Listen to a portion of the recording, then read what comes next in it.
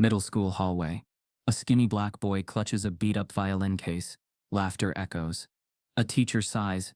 Everyone laughed when 13-year-old Malik Turner walked into music class with a trash-picked violin. They told him violin wasn't for kids like him. The teacher suggested drums. Said he'd fit better there. But when he played his first note, the room froze. And what happened next left even the judges in tears, until the school tried to erase him again. Cut to black screen. Text, wait till you see what they did next. Before we deep dive into this interesting story, subscribe to our channel, and tell us where are you watching from.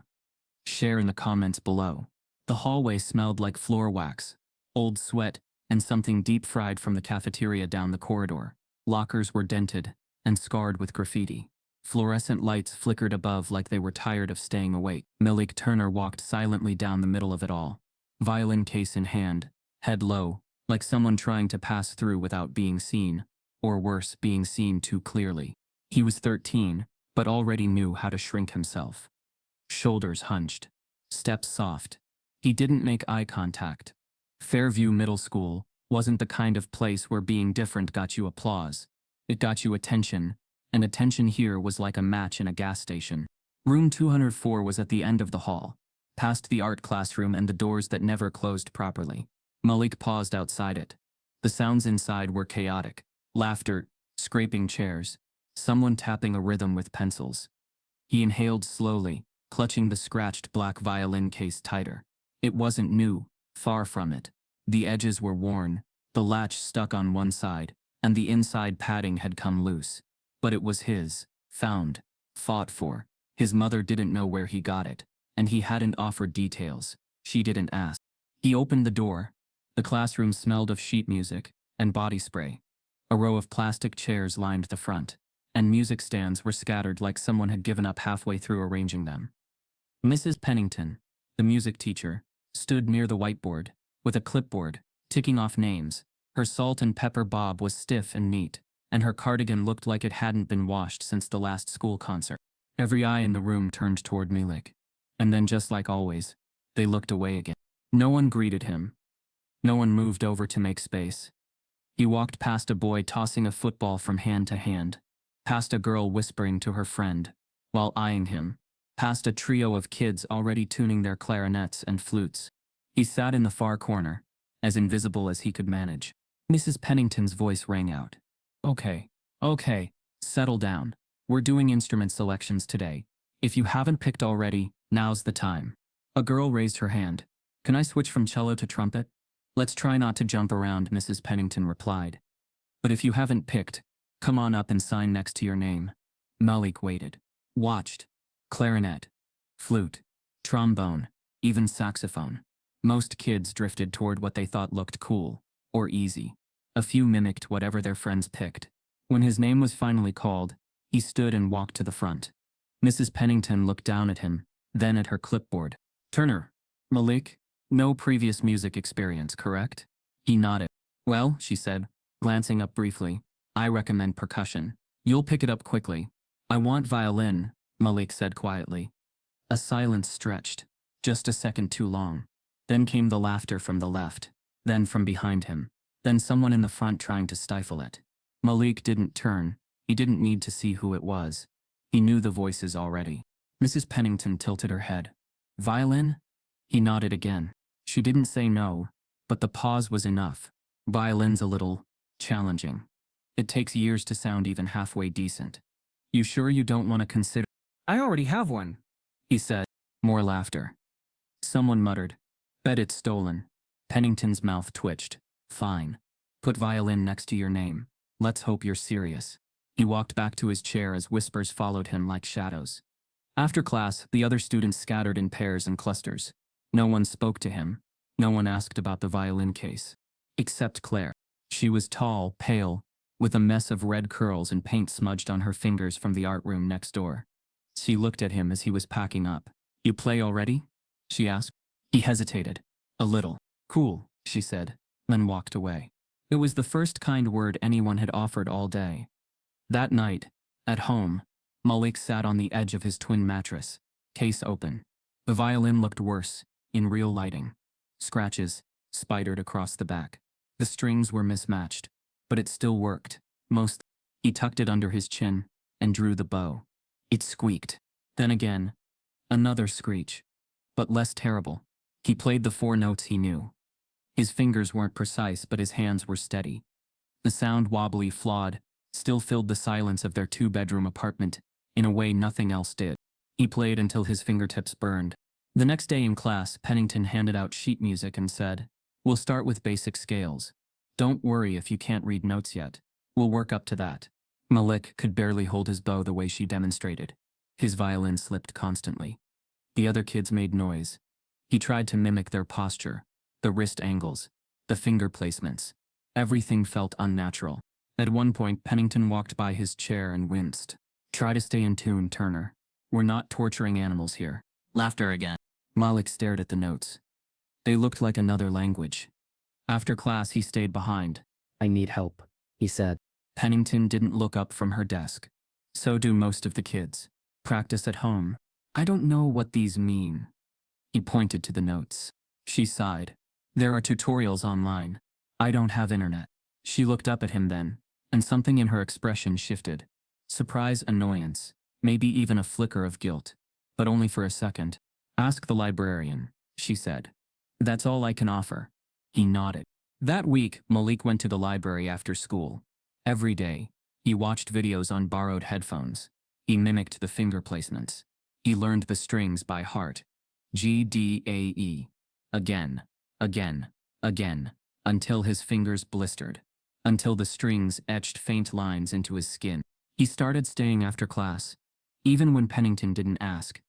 He wasn't the best. Not even close. But he was getting better. One afternoon, Claire caught him in the hallway. "I heard you yesterday," she said. "You didn't sound like dying cats." He smiled faintly. "You're better than you were," she added. He didn't answer, but the warmth spread slowly in his chest. 2 weeks later, Pennington announced, "We'll be doing a small in-class recital next Friday. Just scales and a short piece." Groans followed. But Malik felt something else. Readiness. He practiced harder. On recital day, students set up their chairs. Some wore dress shirts. Most didn't bother. Malik wore a hand-me-down button-up that was slightly too large. He tuned his violin carefully. He had one shot to prove he belonged. That he wasn't a joke. That his hands, his name, his skin, didn't disqualify him. When it was his turn, he stood. Silence. He raised the bow. Every part of him shook, but not his hands. And as the first note rang out, not perfect, not polished but full, something in the air changed. The room wasn't laughing anymore. But someone in the back was watching him very, very closely. The same night Malik's music teacher stopped laughing. He went home to the kind of silence that only existed after exhaustion. His mother's shoes were by the door, black sneakers with worn soles, and her coat was tossed over a chair. The living room was dim, lit by a single lamp with no lampshade. Their apartment, 3rd floor of a weathered brick building on 12th and Grover, carried the smell of bleach and old takeout. Malik dropped his violin case on the couch and went to the kitchen. The fridge buzzed when he opened it. Half a carton of milk, a jar of pickles, 3 slices of bread. He closed it again. From the bedroom came the sound of coughing. Then the familiar voice, raspy but strong. "That you, baby?" "Yeah, ma. It's me." She came out in her scrubs, eyes heavy, her hands still smelling faintly of disinfectant, and powdered gloves. "You eat?" "Not yet. Eat something before bed. I'll get paid Friday." He nodded. She leaned down and kissed his forehead before heading to the bathroom. The sound of the running tap filled the apartment. Malik sat at the kitchen table, staring at his hands. His fingers still hurt from the strings, but the ache felt different tonight. Earned, he thought about the moment in class, about how quiet it had gotten. For the first time, no one laughed. They just listened. It reminded him of something Marcus once said. People laugh when they're scared of something they don't understand. You just gotta keep doing you, little man. Marcus's words lingered like echoes in the apartment. His older brother had always been the loud one. The fighter, the one who argued with landlords, teachers, cops. Marcus was 17, already halfway out of the system. He had dreams of working at a mechanic shop, fixing cars, saving enough to move their mom somewhere with less noise, less mold. But dreams didn't last long in their youth. Malik picked up the violin and sat near the window. The city outside hummed, a constant song of engines, sirens, and muffled arguments. He rested the violin under his chin, adjusted his bow, and began to play. Slowly, hesitantly, the same four notes again. He didn't notice Marcus standing in the doorway. "You sound like a cat dying," Marcus said, grinning. Malik frowned. "I'm practicing." "Sound like the cat practicing too." Marcus chuckled and walked over. "Where'd you even get that thing?" "Found it." Marcus raised an eyebrow. "Found it where?" "Behind the old laundry place. Near the alley." Marcus stared at the violin, shaking his head. "You serious?" Malik nodded. Marcus laughed, not cruelly, just amazed. "Man, you got guts picking that up. You don't know where it's been." Malik plucked a string. It twanged, off-key but clear. "Doesn't matter. It still plays." Marcus looked at him for a long moment. "You always see the light in broken things, huh?" Malik didn't answer. He didn't know how to explain it, but when he held the violin, he felt less small. It gave shape to the chaos around him. The next day was Saturday. Their mother was gone before sunrise, cleaning houses uptown. Marcus left around noon to handle something, which usually meant delivering groceries for cash. Malik stayed home, restless. He opened the violin case again. It was missing a bridge. One of the strings was loose. The bow hair frayed at the ends. He didn't know how to fix any of it. But he knew sound. He knew rhythm. He started tapping the kitchen table, syncing the beat with the faint whistle of a train outside. The hum of the fridge became a drone beneath it. Every sound, every imperfection, turned into something living. Music wasn't something he learned. It was something he found. Later he went downstairs to the courtyard. There were cracked benches and a broken swing set, but the sun hit just right that afternoon. He sat on the steps and began to play. At first the bow scraped, then it found a voice. Thin but steady. An old woman watering plants across the lot paused. "You taking lessons?" she asked. Malik shook his head. "Well," she said, smiling faintly. "Keep playing, baby. Sounds like hope." That night, Marcus came home with a busted lip. "What happened?" Malik asked. "Nothing," Marcus muttered, slamming the fridge. "Just mind your practice, lil bro." But Malik knew it wasn't nothing. He heard the edge in Marcus's voice, the same bitterness that came after every job that didn't pay or every cop car that slowed when Marcus walked by. Malik didn't ask again. Instead, he lifted the violin. "Play something," Marcus said, sitting on the couch. "Not the cat song." Malik smiled faintly and began to play something he'd made up. A slow, trembling melody that rose and fell like breathing. The notes filled the apartment, brushing against the cracked walls and peeling paint like wind through open windows. When he finished, Marcus was quiet. That was good, man," he said softly. "Real good." Malik looked up, surprised. "You think so?" Marcus nodded. "Yeah, you sound like you trying to talk with it, like it's saying something only you understand." That was the first time anyone in his family had said that. Over the next few weeks, Malik practiced every chance he got. After school, before bed, sometimes in the stairwell where the echo made it sound like a concert hall. Kids walking by laughed or threw paper at him. He didn't stop. One afternoon, a group of boys from his building cornered him on the stairs. "Yo, what's in the case?" one of them asked. "Violin," Malik said. They laughed. "Man, that's white people stuff. You should be rapping or something." Malik didn't reply. He just walked past. That night, he told Marcus what happened. Marcus grinned. "So what? They don't know art if it slapped them. They said it's not for me." Marcus looked serious now. "Listen, lil man. They gonna say that your whole life, about everything. School, jobs, even where you live. You just keep playing. Don't give them the satisfaction of stopping." Malik nodded, his chest tight with something between anger and pride. 2 days later, his mother found him asleep at the table, head resting beside his violin. She covered him with her jacket. Her eyes lingered on the worn instrument, the broken string, and the tiny smile still playing at the corners of his lips. She didn't understand the music, but she understood what it meant to need something that made the world make sense. By spring, Malik's playing had improved. Not perfect, but full of feeling. Mrs. Pennington still barely noticed him in class, but Claire sometimes sat near him, watching curious. At home, Marcus began recording him on an old phone. "Gotta document the rise of the next big thing," he'd joke. But one night, while Malik practiced near the window, a group of kids outside started shouting.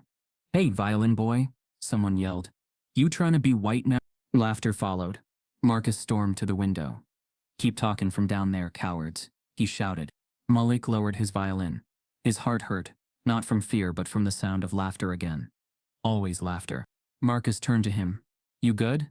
Malik nodded, even though he wasn't. Later that night, Malik couldn't sleep. He opened his violin case in the dark, the city lights spilling through the blinds. He started plucking strings quietly, building a tune only he could hear. That's when Marcus came out again, rubbing his eyes. "You still up?" "Couldn't sleep." Marcus leaned against the doorway, watching. "You know, you might actually be special." Malik smiled. "You think?" "I know," Marcus said.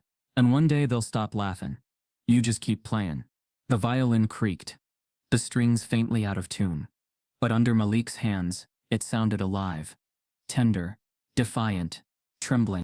It barely worked, but what he did with it that night made even Marcus speechless. And by the next morning, that same violin would change everything for them both. The next morning, the apartment was colder than usual. A draft crept through the cracked window, carrying the sound of traffic and arguments from the street below. Malik woke up to find Marcus gone. His bed empty, a note left on the dresser. "Out early. Don't let anyone tell you what's not yours." Malik folded the note carefully and tucked it into the pocket of his backpack before heading to school. The air smelled of rain and exhaust. He moved quickly, violin case clutched like something fragile that the world might try to steal if it noticed. When he entered room 204, Mrs. Pennington was already there.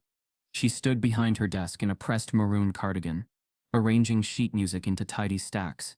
Her posture had that air of polite control, like she was always one step from saying what she really thought. "Good morning," Malik said softly. She looked up surprised, then nodded once.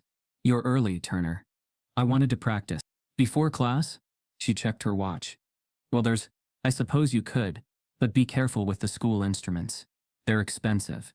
He glanced at the school's violins hanging along the back wall, gleaming, polished, uniform. He never touched them. He had his own, after all, though its varnish was chipped and its bridge held together with glue. Marcus had borrowed from the maintenance man. He unpacked it, tightened the bow, and began tuning. The room was still. The fluorescent lights hummed. Then came the sound of strings waking up, uneven, searching, alive. As he played a simple scale, Mrs. Pennington paused her sorting, her lips pressed thin. "Remember, Turner," she said, "the violin's not just about sound. It's about discipline, clean hands, proper posture. You can't just feel it, you have to learn it." "Yes, ma'am." She nodded and turned back to her desk. But the faint note of discomfort lingered in the air like static. By the time the other students filed in, Malik was already sitting in the corner, quietly practicing his bowing. The usual chorus of chatter filled the room, until someone noticed him. "Yo, he's still playing that thing," one boy whispered. Another laughed. "Man, he really think he gonna be the next Mozart or something." Malik didn't look up. Claire from across the aisle frowned. "You don't have to be white to play violin." The boys smirked. "Ain't nobody say that. We just sayin' he look funny with it." Mrs. Pennington clapped her hands. "Quiet down, please. Instruments up." The room shifted into organized noise, bows scraping, clarinets squealing, a trumpet blaring a wrong note, loud enough to make everyone wince. Pennington walked the aisles, adjusting elbows, correcting finger positions. When she reached Malik's row, she slowed. "Your left wrist," she said. "It's bending in. You'll never play in tune that way." She reached out, lifted his hand, and repositioned it firmly. "There. Like this. Violin is precision, Turner. Not passion." He nodded. But she was wrong. It was only passion keeping him there. After class, while most of the students left, Mrs. Pennington called out, "Turner, a moment." He froze. "Yes, ma'am." She folded her arms. "I noticed you've been practicing more. That's good. But..." She paused, choosing her words carefully. "You should be realistic. The violin program here, well, it's very competitive, and the music we play isn't easy to pick up by ear. I'm learning to read the notes now." "Still," she said, that tight smile returning, "you might find percussion more rewarding. It's rhythmic, strong. You'd fit right in there." He knew what she meant. He felt it in the way she said fit. "I like violin," he said quietly. She exhaled. "All right, but don't get discouraged when others move ahead. It's a hard instrument, Turner, especially if you don't have private lessons." He thanked her and left, though her words pressed heavy in his chest all afternoon. At lunch he sat alone. The cafeteria buzzed with noise, shoes squeaking, trays clattering, but he was somewhere else, his thoughts orbiting that word. When he got home that evening, Marcus was there, fixing a broken toaster with a screwdriver. "You look beat," Marcus said. "What happened?" "Nothing." "Lion face. Spill it." "She said I'd fit better with drums." Marcus looked up. "Drums?" "Yeah." "She said violin's not for everyone." Marcus set down the screwdriver. "That teacher don't know nothing. You sound better every day. You keep going. You hear me?" Malik nodded, but he didn't say what he really felt, that every time he walked into that room, it felt like walking into a wall made of invisible rules. The next week brought more quiet bruises. A boy named Cody accidentally bumped Malik's chair during practice, knocking his bow to the floor. The tip cracked slightly when it hit. "Oops," Cody said, grinning. "Guess it wasn't strong enough." Mrs. Pennington glanced over. "Be careful, gentlemen." But she didn't say anything more. Didn't ask who was at fault. Malik knelt, picked up the bow and kept playing. Later that week, the school held a small in-class performance. One by one, students played snippets of simple melodies. When it was Malik's turn, a few whispered jokes rippled through the back row. He took a breath, placed his fingers carefully on the fingerboard, and began to play. The first note trembled, but then settled. The tone wasn't perfect, but it carried a strange gravity that quieted the whispers for a few moments. When he finished, Mrs. Pennington offered a polite nod. "Better," she said, then turned to the next student. "Better. Not good. Just better." Malik packed his violin slowly. After class, Claire caught up to him in the hallway. "You sounded great." He smiled weakly. "Thanks." She hesitated, then said, "Don't let them get to you. They don't understand." He didn't know how to respond, so he just nodded. The next day, Mrs. Pennington taped a new poster to the board. "Regional Youth Music Auditions. Apply by Friday." The room buzzed instantly. Students murmured about who'd sign up. It was the biggest opportunity of the year. A chance to represent the school at the district concert hall. Claire whispered, "You should audition." Malik looked at the list. No one like him had ever represented Fairview before. The names from past years were still taped on the wall. Caleb's, Emily's, Jacob's. Not one Malik. Not one Turner. "I don't think she'd let me," he said quietly. "Then make her," Claire replied. That night, Malik stayed up late again, practicing the audition piece Pennington had demonstrated earlier that week. Minuet number 3. He repeated every bar until the sound filled the apartment, like something sacred. His fingertips split again, thin lines of red marking where the strings cut deepest. When his mother came home near midnight, she stood at the doorway listening. "You're gonna wake the neighbors," she said softly, though there was pride behind her tired smile. He lowered the bow. "Sorry." She shook her head. "Don't be sorry for what you love." The next day, he approached Mrs. Pennington after class. "I want to audition," he said. She blinked, caught off guard. "For regionals?" "Yes, ma'am." Her expression tightened, polite but disbelieving. "Turner, those auditions are very selective. Students usually prepare for years. You've barely been playing a few months." "I'll work harder," he said. "It's not just about effort," she replied. "They expect polish, confidence, presentation. You might not be ready for that environment." He swallowed. "But it's a chance, right?" She sighed. "All right. Fill out the form, but I'll be selecting who represents the class." "Thank you," he said. She gave him that same fixed smile, the one that looked like kindness but wasn't. By Friday, the sign-up list was full. Malik's name was near the bottom, small and neat. When Mrs. Pennington reviewed the list after class, she paused at his name, tapped her pen against the paper, and circled it once. That afternoon, Cody and his friends gathered by the lockers. "Yo, Malik," Cody said. "Heard you trying to audition. You think they gon' let you on that stage? Man, they don't even let us in the building unless we cleaning it." The laughter was sharp and cold. Malik said nothing. He walked away. That evening, he practiced until his bow hair snapped again. He didn't stop.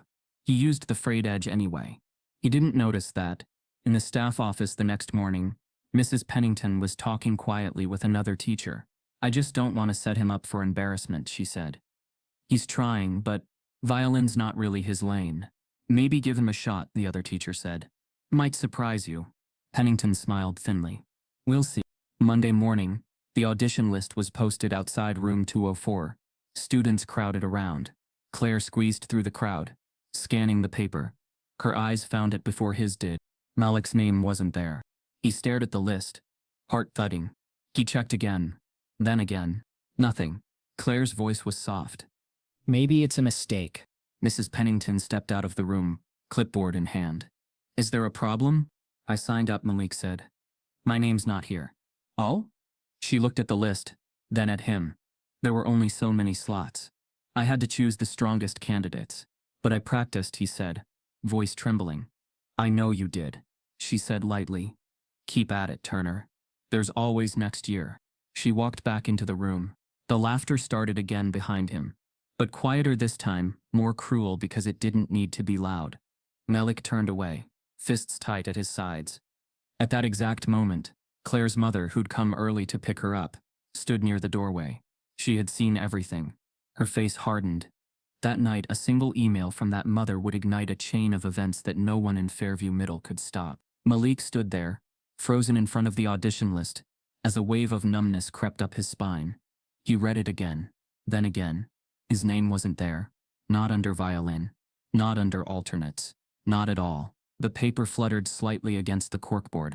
As the hallway draft passed, he reached out like maybe touching it would make his name appear. Behind him, two students laughed quietly. One of them, Cody, nudged the other. Told you he wasn't gonna make it. They don't let amateurs in regionals. Another chimed in. Bet he didn't even know what key he was playing in. Malik turned, eyes wide, heart pounding. Mrs. Pennington, he said, voice catching in his throat. I signed up. I practiced the piece. I asked you.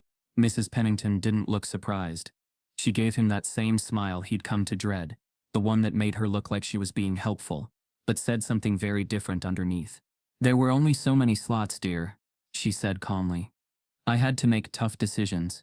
I chose the students I felt had the best chance of success, but I scored higher than some of them, Malik replied. You said, let's not argue over numbers, she said quickly, cutting him off. Musicality isn't just about test scores. It's about readiness, confidence, stage presence. And this year I had to prioritize those factors. Claire, standing nearby, stepped forward. That's not fair. Malik's been working harder than anyone. He's gotten better. Mrs. Pennington turned to her. Claire, I appreciate your opinion, but I'm the instructor. These decisions are mine to make. Malik felt the floor tilt under him. His palms were sweating. His violin case suddenly weighed twice as much. He didn't know where to go, what to say. It was like being told again that no matter how hard he worked, the room had already decided what he was allowed to become. By the time lunch rolled around, word had spread through the music department. Whispers trailed him in the hallways. Some said he was causing drama. Others said, that's what happens when you try to play out of your lane. That afternoon, Malik did something he rarely did. He walked to the counselor's office. Mrs. Vasquez, the school counselor, was on a call when he arrived, but she waved him in and mouthed 2 minutes. He sat down, violin case still in hand, fidgeting with the zipper until she hung up. Hey Malik, she said smiling. Everything okay? He swallowed hard. I wanted to talk about the music auditions. My name wasn't on the list, but I signed up. I practiced the piece. I think I did better than... He stopped himself. I don't understand why I was left off. Mrs. Vasquez's expression shifted. Subtle, but there. A tightening around the eyes. A professional calm. Well, she said carefully, Mrs. Pennington has full discretion over those selections. We don't usually interfere with teacher decisions unless there's a clear policy violation. But it's not fair, he said, voice cracking. She's letting people in who didn't score as high. People who haven't practiced. And I hear you, she said gently, and I know that must be frustrating.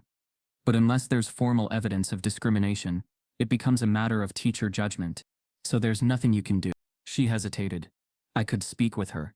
But honestly, Malik, it may not change the outcome. He nodded slowly, heart sinking. Thanks, he said, even though it didn't feel right. He walked back to class. As he passed through the music room door, Mrs. Pennington didn't look at him. She was too busy arranging sheet music on Claire's stand. Malik sat in the far back, violin in his lap. The seat he used to share with Hope now held something colder, silent. Later that evening, when his mother came home from her shift, She found him sitting on the couch with the violin case unopened. She dropped her bag near the counter and walked over. "Baby, what's wrong?" "They cut me from the auditions," he said flatly. "What?" "But you've been working your butt off for weeks." He nodded. "Said there were too many people. Said I wasn't ready." "Didn't they see how much you practiced?" "She saw," Malik said. "She just didn't care." His mother's face tightened. "We'll see about that." The next morning, Malik's mom marched into the school office without an appointment. Her hair was still damp from the shower, and she wore her uniform from the overnight shift. She asked to speak to the principal. The secretary told her he was in a meeting. "Fine, I'll wait." 30 minutes passed. Then 45. She stood the entire time. When Principal Reeves finally came out, he greeted her with a tight smile. "Miss Turner, I believe we've spoken before. What brings you here today?" "It's about my son, Malik. He was cut from the music auditions even though he's earned it. This teacher, Pennington, she's picking favorites, and my boy ain't one of them." "I understand you're upset," he said, motioning toward a side room. "Let's talk privately." Inside, she explained everything. His progress, the hours of practice, the fact that he had met the requirements, the fact that other less prepared students had made it. Principal Reeves nodded, took notes, then leaned back. "Mrs. Pennington is a seasoned educator. She's run this program for years without issue. I have no reason to believe she's being discriminatory." "You don't have reason 'cause you ain't looking," she snapped. "You think I don't see what this is? You think I can't feel it?" "I assure you race isn't a factor here," he said quickly. She laughed bitterly. "You say that like you know. But you ain't in that room." At that moment, a security guard knocked and entered. "We're gonna need the room in 5. Reeves stood. "I'm sorry, but I have to ask you to leave now." She blinked, stunned. "You kicking me out?" "No, just concluding the meeting." But it felt like the same thing. She left the office and walked past room 2C4. On her way out, through the narrow window in the door, she saw Malik sitting alone in the back of the class. His violin rested on his lap, untouched. Mrs. Pennington was praising another student at the front of the room. In just outside the classroom, Amanda Whitmore, Claire's mother, stood, arms crossed, watching it all.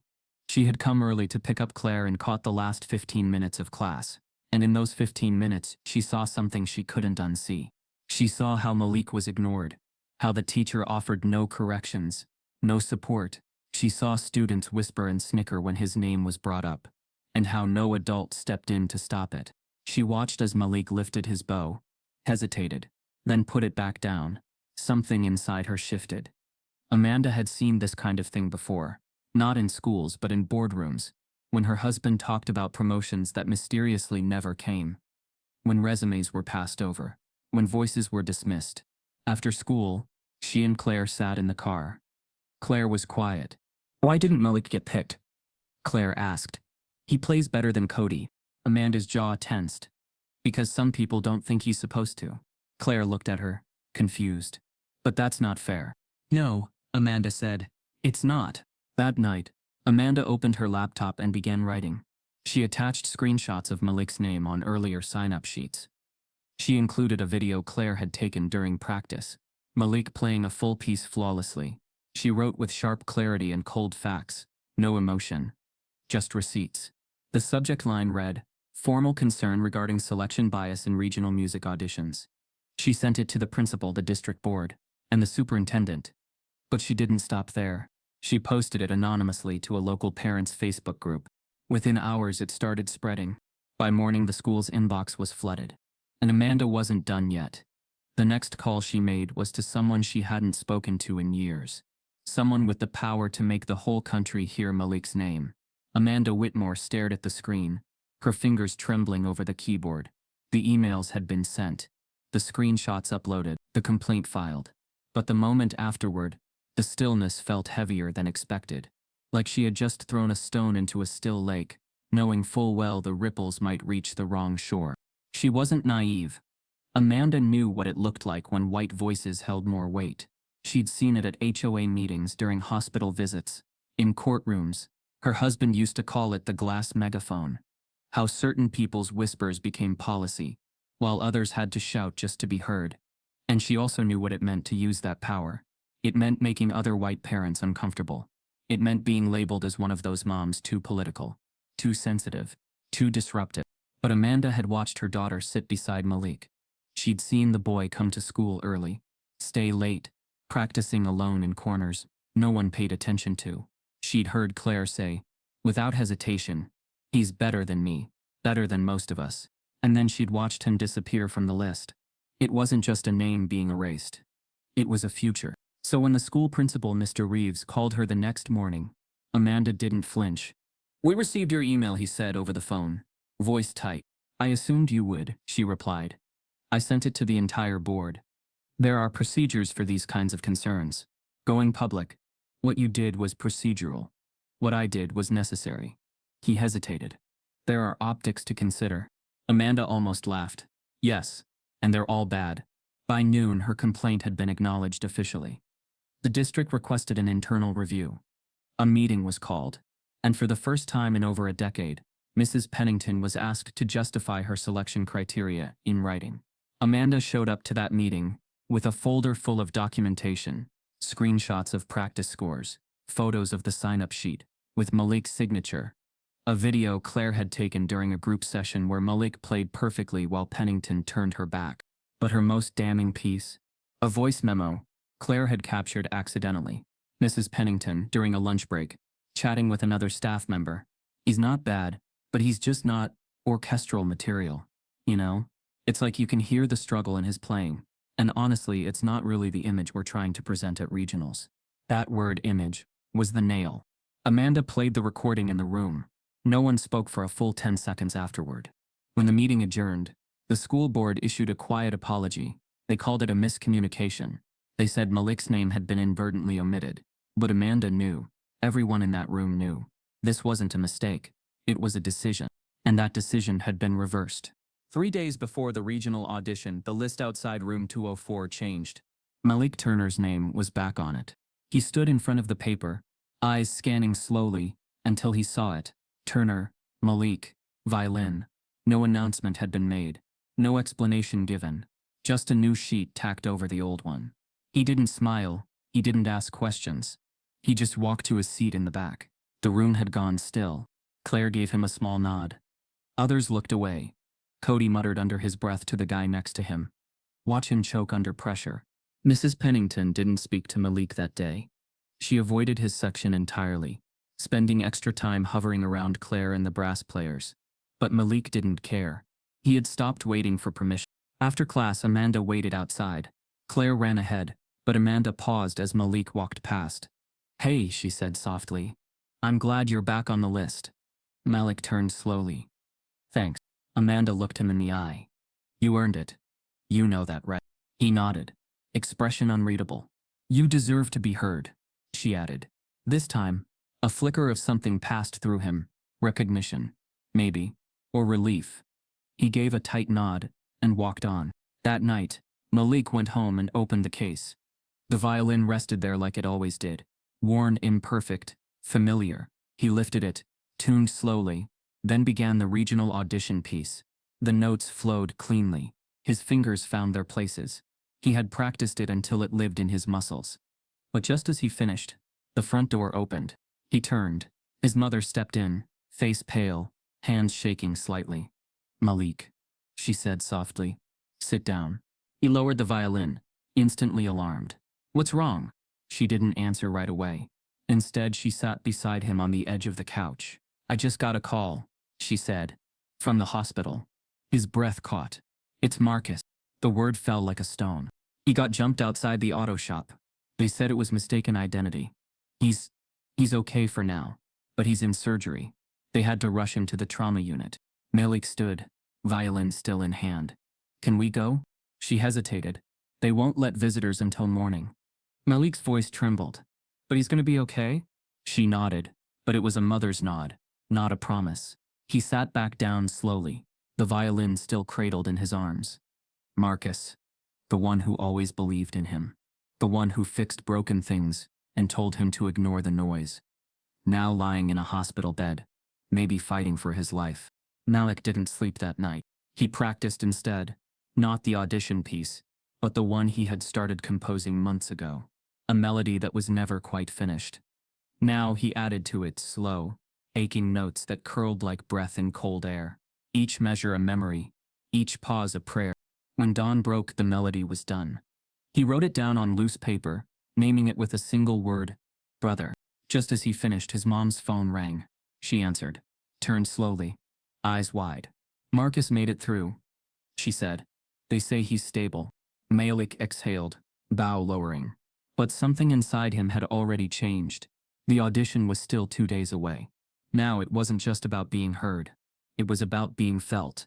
But across town, someone was already plotting to make sure Malik's return to the stage wouldn't go unpunished. The hospital hallway smelled of antiseptic and coffee that had burned hours ago.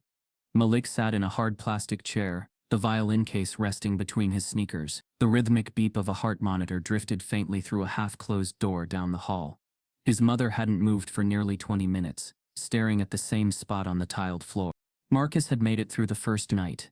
The doctors said he was lucky. A bullet had missed an artery by less than an inch. We'll keep him sedated, one of them had said, and see how he does over the next 48 hours. 2 days later, Malik was still at the hospital when Mrs. Pennington's reminder email came through. Regional auditions are Saturday. Attendance mandatory for selected students. He read it twice. The words looked like they belonged to another world, one where music still mattered. Marcus's breathing, mechanical and shallow, filled the silence. Malik whispered, "You said keep playing, remember? You said don't let them take it from me." He reached for his brother's hand. It was warm but limp. "I won't." That evening, the nurses came to change the bandages. Malik stepped into the hallway. A police officer was talking to his mother. She listened, jaw tight, arms crossed. "So it was a case of mistaken identity?" she asked. The officer shrugged. "From what we can tell, ma'am, your son matched the description of another suspect. Wrong place, wrong time. And the men who shot him? We're still following leads." "Following leads," she repeated. "You mean you don't know?" The officer's eyes dropped to his clipboard. "We're doing our best." When he walked away, she leaned against the wall, breathing hard. "Another mistake," she whispered. "Always a mistake when it's us." That night, Malik went home to shower and change. The apartment felt foreign without Marcus's voice bouncing off the walls. The chair he always sat in was empty. His jacket still hung on the hook near the door. Malik touched the sleeve before turning away. He opened the violin case but couldn't bring himself to play. The strings looked like open veins, and he couldn't bear the sound of anything breaking. He set it down gently and stared at the ceiling until the first light of morning crept through the blind. When he returned to the hospital the next day, something had changed. The hallway was quieter. The nurses spoke in softer tones. His mother's eyes were red, and she didn't look up when he entered. "Where is he?" he asked. She didn't answer. The doctor appeared in the doorway. "Mrs. Turner." He hesitated when he saw Malik. "We did everything we could." Malik's chest went hollow. The sound in his ears wasn't crying. It was a low, endless ringing. His knees buckled. He didn't remember falling. Only the cold linoleum against his palms and his mother's voice somewhere far away saying his name over and over. The days that followed blurred together. Papers to sign, phone calls from family they hadn't heard from in years. A pastor offering condolences. The funeral was small. The church smelled of lilies and dust. A photo of Marcus in his mechanic's overalls sat on the casket, a lopsided grin frozen in time. Malik stood in the front pew, violin in hand. He hadn't spoken since the hospital. When the pastor asked if anyone wanted to share memories, Malik stepped forward silently. The congregation shifted, surprised.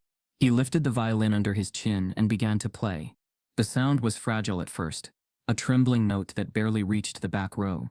Then it grew, aching and raw. It wasn't a song anyone knew. It was grief, shaped into melody. The bow trembled against the strings like a voice trying not to break. When it finally did, the room broke with it. His mother sobbed into her hands. Even the pastor's eyes filled. When the final note faded, Malik lowered the bow and whispered. For him, the story never reached the news. The local paper ran a 3-sentence blurb. Teen injured in Southside shooting dies of wounds. Police investigating. No follow-up. No names. Just another headline swallowed by the next day's noise. At school, the hallways went on as usual. Students talked about the upcoming auditions. Mrs. Pennington didn't mention the funeral. She only said, "If you're not ready to perform, Turner, I can excuse you from the event." Malik said nothing. Claire stopped him at his locker. "I heard," she said softly. "I'm so sorry." He nodded once, eyes fixed on the floor. "You don't have to do the audition," she continued. "No one would blame you." "I'm doing it," he said finally. His voice was quiet but steady. That night he took Marcus's old gray hoodie from the hook. It smelled faintly of oil and smoke. He put it on, the sleeves too long, the hood hanging loose around his face. He picked up the violin. The strings had dulled from disuse. But when he drew the bow, the sound came out clear. Every note he played that night carried a memory. The way Marcus laughed when the toaster sparked. The smell of his jacket after a long shift. The sound of his voice saying, "Don't let them stop you." When the morning of the audition came, the sky was a dull, colorless gray. His mother stood by the window staring out at the street. She hadn't said much in days. "You sure you want to do this?" she asked. He nodded. "I have to." She turned, studying his face. For a moment she saw Marcus in the angle of his jaw, the quiet defiance in his eyes. "Okay," she said, "then play for him." At school, the air buzzed with nervous energy. Students tuned instruments, warmed up scales, whispered about who would win the top slots. Mrs. Pennington moved from row to row, clipboard in hand. She stopped when she reached Malik. "You came," she said, surprised. He met her gaze. "Yes, ma'am. I didn't expect after everything." "Well, just remember, judges respond to confidence. Keep your composure." He nodded, adjusting his bow. When his name was called, he walked to the front of the auditorium. The whispers followed him again, faint but familiar. He blocked them out. He stood beneath the stage lights, the violin under his chin, Marcus's hoodie loose around his shoulders. The judges looked down from the panel, 3 strangers behind a table. Mrs. Pennington stood off to the side, arms folded. He took a breath. The first note rose, thin but sure. Then another. The piece unfolded like a confession. Each phrase was cleaner than the last. By the midpoint, the auditorium was silent. Even the restless tapping from the percussion section stopped. And then, in the middle of a sustained note, the string snapped. A gasp rippled through the room. Mrs. Pennington took a step forward. Malik froze, bow mid-air. For a heartbeat, the world was silent. Then he lowered the broken string, shifted his hand, and kept playing, plucking the remaining 3 strings to finish the melody. The tone was raw, imperfect, but alive. When he reached the final note, the sound hung in the air, trembling, refusing to fade. The judges stared. One of them whispered something to another, but no one applauded. It wasn't that kind of moment. Malik lowered the violin slowly. His eyes glistened, but he didn't cry. In the back of the room, his mother stood near the door. She had slipped in quietly, still in her work uniform. When he saw her, she mouthed the words, "He'd be proud." Mrs. Pennington turned away, pretending to check her clipboard. As Malik stepped off the stage, the world outside erupted in sirens, wailing through the streets near the school. The sound carried faintly into the auditorium, distant yet close enough to twist his stomach. He didn't know yet what those sirens meant. Hours later, when the results were posted, Malik was nowhere to be found, but his violin was still on the stage, and Marcus's hoodie hung over the chair. The stage smelled of wood polish and nerves. Malik stood just off stage, fingers twitching slightly around the neck of his violin. The world behind the curtain felt muted, distant chatter from other students, the squeak of shoes, the soft rustle of programs being folded and refolded by anxious parents in the crowd. His number had just been called. He heard it once, twice. Contestant 27, Malik Turner, violin. He stepped into the light. His shoes, 2 sizes too big, borrowed from his cousin, clacked softly against the floor. The cuffs of Marcus's gray hoodie stretched past his wrists. Some in the audience tilted their heads slightly, confused. A few in the front row whispered to each other. One of the judges, a stern woman with silver hair and square glasses, barely lifted her pen. Malik walked to center stage, inhaled through his nose, and positioned the violin under his chin. The warm glare of the spotlight settled on his forehead like a question. He didn't smile. He didn't look at the crowd. He closed his eyes, then drew the bow. The first note cracked slightly, but not from error. It cracked like something breaking open, a voice buried for too long. Then came the next note, and the next. A haunting melody. Raw, purposeful. Not the audition piece they were expecting. Malik wasn't playing Bach. He wasn't playing Mozart. He was playing Brother. The piece he had written in the sleepless hours after Marcus died. Each measure swelled with a quiet grief. Each crescendo carried the weight of what had been stolen. The auditorium held its breath. The judge's pen stopped moving. From the back row, someone coughed and was instantly silenced by the sharp glare of a parent nearby. Malik's fingers moved quickly, confidently, though his palms were still sweating. He didn't flinch when the middle string gave a faint whine. He adjusted mid-phrase, turning the mistake into part of the song. By the third passage, the room had transformed. No whispers, no notes being taken, just stillness. Then came the final section, the part he had composed the night after the funeral. A slow, dissonant lullaby. Not pretty, not polished, but piercing. One of the judges, a young man in a navy suit, lowered his head slightly, hand covering his mouth. Another, the silver-haired woman, set her pen down. Her eyes glistened behind her glasses. And before the piece was over, the oldest judge, a man with a white beard and a red scarf, clapped. Once, loud enough that it echoed awkwardly in the still air before he caught himself.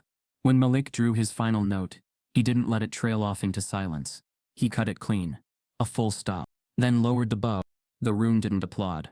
It couldn't. No one moved. No one knew if they were supposed to. What he played hadn't just been music.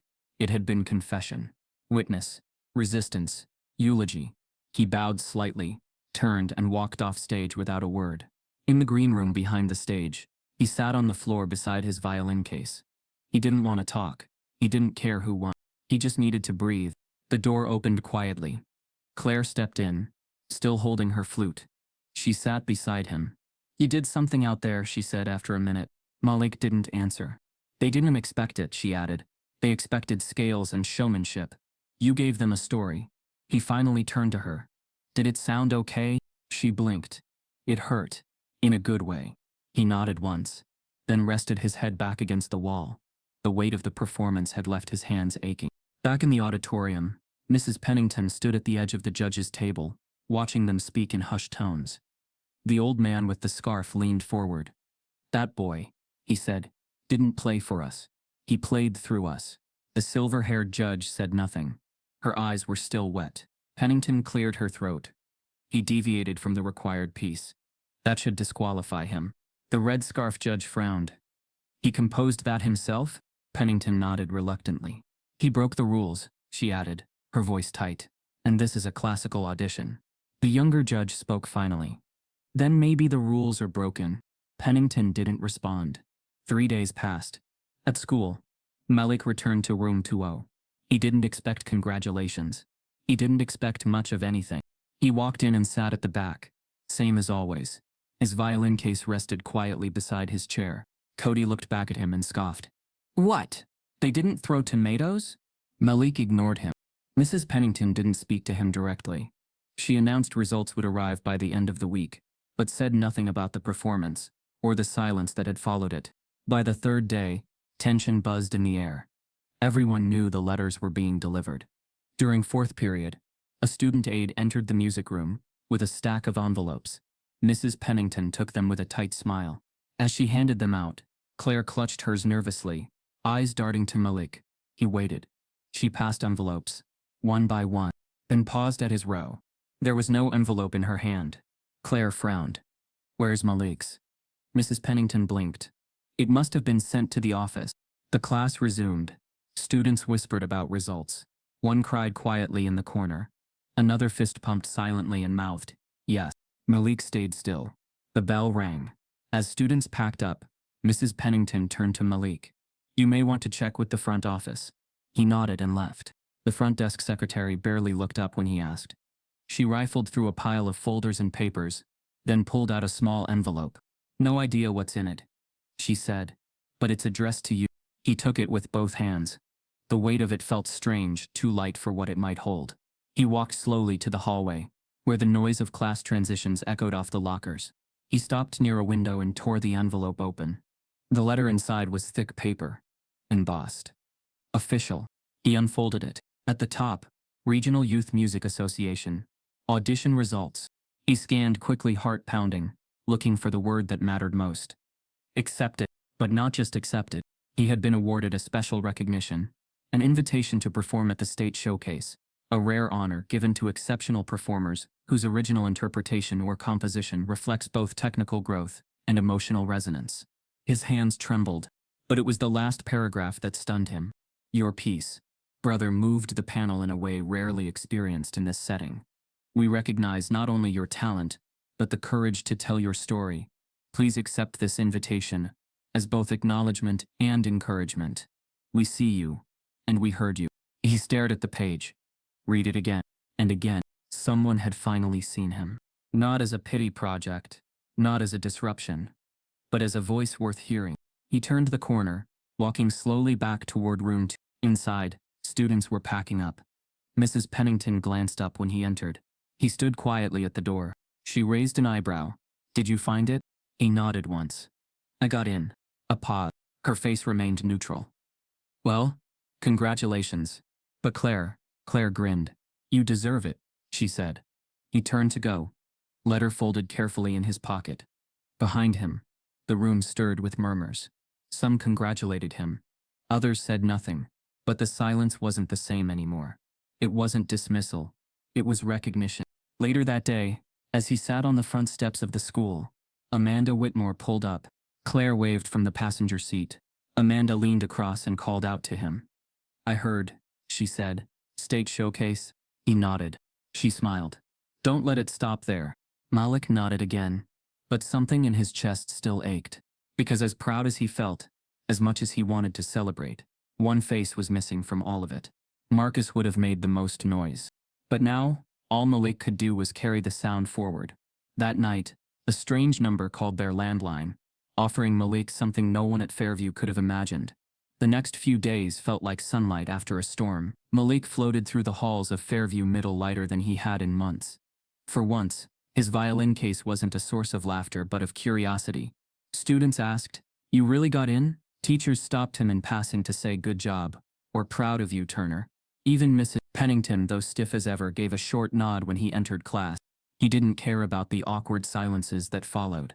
He had the letter, proof that he belonged somewhere beyond this building. Somewhere bigger. When he got home, he pinned it to the wall above his desk, right next to Marcus's photo, the one from his auto shop internship, grease on his shirt, and that easy grin that said keep going. Malik practiced every night, chasing the perfect tone, losing track of time until his mother called from the kitchen. Enough, baby. Let the strings rest. He'd stop, smiling. But even after setting the violin down, the music played in his head. 2 weeks later, the official acceptance packet arrived in the mail. Heavy envelope, gold seal, elegant font. Inside was an itinerary for the State Youth Symphony Showcase, a list of rehearsal dates, and a form requesting wardrobe measurements for a performance uniform. It felt unreal, until the morning it all fell apart. Malik was halfway through his cereal when his mother called from the front door. Mail came early. She handed him a thin white envelope. The return address was the same as before. State Youth Symphony. He opened it, expecting rehearsal instructions. Instead, the words hit him like a cold wave. Dear Mr. Turner, after further review, we regret to inform you that your invitation to the State Youth Symphony Showcase has been rescinded. We have reassessed and feel you may be better served in a different program that better aligns with your current experience level. We appreciate your passion and wish you continued success in your musical journey. There was no signature, just a printed name. Program Director, S. His mother took the letter from his shaking hands. What? That doesn't make sense. You were already accepted. He said nothing, staring at the words that had replaced everything he'd worked for. Better served in a different program. When he reached school that day, whispers had already started. Claire ran up to him near the lockers. Malik, did you hear? They said your slot got reassigned. He looked at her blankly. Reassigned? She nodded. To Cody. It didn't register at first. Then the air left his lungs. What do you mean, Cody? He's saying they offered it to him last minute. Malik turned toward room 204, fury bubbling beneath his skin. He found Mrs. Pennington alone at her desk, typing an email. Why was my invitation revoked? She looked up, eyebrows arched in feigned surprise. Revoked? Oh, I assumed you'd heard from the board. I did, he said sharply. They said I'd be better served somewhere else. Pennington clasped her hands together. Malik, please understand, these programs are very competitive. Sometimes they reassess based on ensemble cohesion, presentation, stage composition. He blinked. Stage composition? She hesitated, then smiled that same brittle smile. You have a very distinct presence, and that's a wonderful thing, but sometimes they're looking for a certain uniformity. You mean I don't blend in, he said quietly. Now, don't twist my words, she replied, her tone softening into condescension. You're talented, truly, but it's not always about talent. It's about fit. Fit. There it was again. The word that had followed him since the first day he picked up the violin. Claire appeared in the doorway. Mrs. Pennington. That's not fair. Pennington turned, voice clipped. Claire, this isn't your concern. It is when someone gets kicked out for no reason. Enough, the teacher said, eyes narrowing. You're both excused. Malik left the room, heart pounding so loud he could barely hear. That evening, Amanda Whitmore stopped by their apartment. Claire had told her everything. She knocked, holding a folder of printed emails. Malik's mother answered. Exhaustion etched into her face. Come in, she said softly. I was just about to start dinner. Amanda sat at the kitchen table, her voice calm but firm. I requested clarification from the symphony office. They said the decision came after teacher recommendation feedback. Malik's mother froze. You mean Mrs. Pennington? Amanda nodded. I asked to see it. They refused, citing confidentiality. Malik stared down at his hands. She said I don't blend in. Amanda exhaled, a tremor of anger under her control. That's the language they hide behind when they don't want to say what they mean. Malik's mother rubbed her temples. I should have known she'd pull something like this. What can we do? Malik asked. Amanda smiled faintly. We make noise. That night, Amanda uploaded screenshots of both letters, the acceptance and the revocation, alongside the vague fit comment Pennington had made to Claire. She posted them to Facebook with a simple caption. A 13-year-old black violinist earned his spot. Then it was taken away because he didn't fit the image. Tell me again how bias doesn't play a role in classical music. Within hours, it exploded. Comments flooded in from parents, musicians, journalists. This is disgusting. Systemic racism, in plain sight. Name and shame the program. By morning, the post had over 200,000 shares. Local media reached out. Then national, a reporter from the Washington Ledger called, asking for interviews. Hashtags started trending. Let Malik play and music has no color. At school, cameras appeared outside the gates. Students whispered as Malik walked past. Cody avoided his eyes entirely. Mrs. Pennington tried to stay composed. Everyone needs to focus on their education, she announced to the class. The internet doesn't understand the complexities of music education. Claire raised her hand. Or maybe they do. Pennington glared. Enough. The next day, Malik and his mother were interviewed in their living room. The reporter's light filled the space, bouncing off framed photos and the worn sofa. Malik, she asked gently, what went through your mind when you got the email? He hesitated. It felt like someone erased me again, like I did everything right, but the rules changed because of who I am. His mother reached for his hand. My son worked for this. He earned it, and they took it because he doesn't look like their stage. The segment aired that night. By morning, the school district's inbox crashed under thousands of complaints. Parents called for an investigation. Meanwhile, Amanda received a message request from someone unexpected, an executive producer for Morning Focus, a national news show. We'd love to feature Malik's story. Could you connect us? She forwarded it to Malik's mom. It's your call, she wrote. They agreed. 2 days later, Malik sat under bright studio lights in a borrowed blazer, the violin resting on his lap. The interviewer smiled warmly. Malik, would you play something for us? He nodded, then lifted the bow. He played Brother. When the final note faded, the host wiped a tear. That was beautiful, she whispered. The clip went viral again, twice as fast. But behind all the applause, the symphony board was scrambling. Their inbox overflowed. Sponsors threatened to pull funding. The story had turned from local scandal to national reckoning. 3 days later, Malik received another email. We would like to apologize for the confusion surrounding your participation. We are reinstating your invitation to the State Youth Symphony Showcase. He read it twice, then a third time. Amanda was ecstatic. They can't hide now, she said. They know the world is watching. But Malik didn't smile. They only want me back so people stop talking. His mother sighed, then make them listen anyway. That evening, a package arrived, no return address. Inside was a black velvet case. He opened it to find a pristine violin bow and a note for the sound they tried to silence. Keep playing. No signature. He stared at it for a long time. Across town, in a dim apartment, Mrs. Pennington sat at her computer, scrolling through the endless posts. Her inbox was full of angry emails.